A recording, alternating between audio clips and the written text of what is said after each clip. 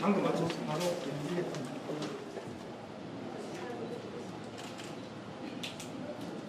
한 달 동안 변호인 접견 수를 윤석열에 대한 체포영장 집행 과정에 대한 CCTV 영상을 저희가 열람을 했습니다. 다른 부분들은 조금 이따 말씀드리고 CCTV 열람한 부분에 대해서 간략하게 말씀드리도록 하겠습니다. 윤석열에 대한 체포영장이 두 차례 시도가 있었습니다. 1차 집행이 8월 1일 9시경이었고요. 2차 집행은 8월 7일 8시경이었습니다. 두 번 다 결국에 실패를 했습니다. 하지만 알려진 것처럼 특검 측에서 인권을 침해하거나 무리한 집행을 하지 않았고 적법 절차에 따라서 사전에 충분히 고지하고 과정들을 다 충분히 절차들을 보장해 가면서 집행을 했으나 윤석열과 그 변호인들의 막무가내식 거부 그리고 궤변에 따라서 사실상 실패를 했습니다.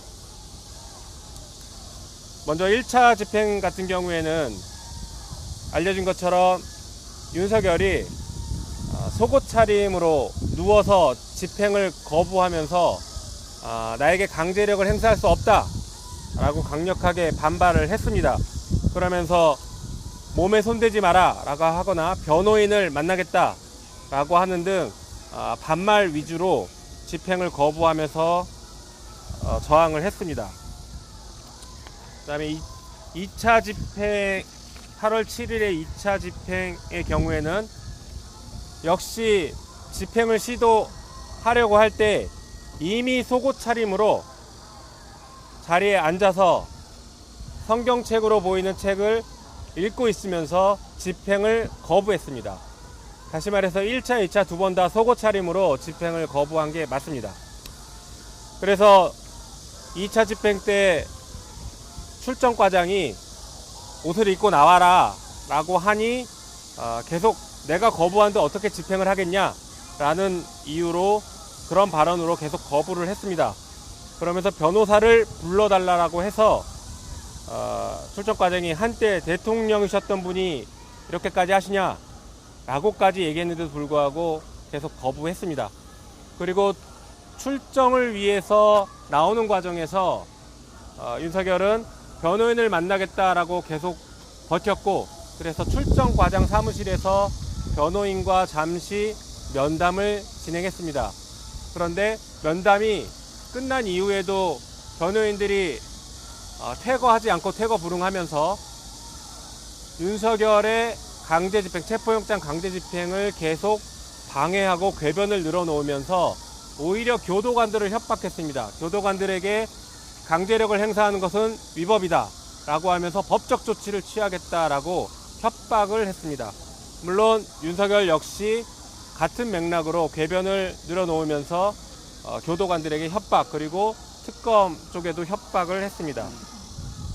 한편 2차 집행 과정에서 물리력을 행사하고 윤석열이 다쳤다라는 그런 주장은 저희가 영상을 확인해 본 바로는 거짓말이라고 판단했습니다. 윤석열에 대한 집행은 사실 윤석열이 앉아있는 다리꼬가 앉아있던 그 의자를 밖으로 끌어당기는 정도 수준의 물리력 행사만 있었을 뿐 강제로 드러내거나 끌어내거나 하지 않았습니다.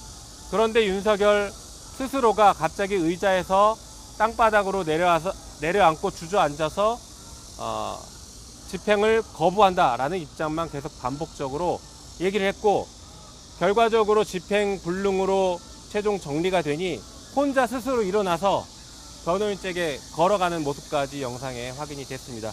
그래서 이런 점들을 종합해서 고려하면 특검 측의 영장 집행 과정은 불법이 없었다라고 저희는 보여지고 오히려 윤석열 측에서 집요하고 반복적으로 정당한 법 집행에 대해서 공권력 행사에 대해서 방해하고 저항하는 그런 모습만 고스란히 담겨 있었다라고 저희는 평가합니다. 그 이외에도 윤석열에 대한 특혜 논란들, 특혜 시비들이 문제가 되고 있었는데 예를 들면 윤석열에게만 야간 접견이 허용된 것 아니냐라는 것을 확인했는데 실제 구치소장 답변에 따르면 변호인 접견 등을 통해서 야간 집행, 그러니까 일과 시간 이후에 변호인 접견을 한 적은 여러 차례가 있다라는 답변을 들었습니다.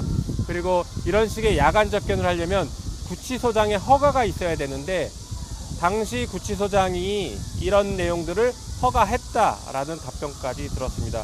그래서 윤석열에 대한 특혜 논란은 있었던 것으로 저희는 보고 있습니다. 한편 현재 윤석열의 상태는 건강 상태가 좋은 편이고 매일 운동도 하고 있고 외부 병원에 필요하면 진료도 받고 있다라고 합니다. 그리고 특별한 특이사항이나 아니면 어떤 이의 제기를 하거나 하는 것도 현재는 없다라는 답변까지 들었습니다.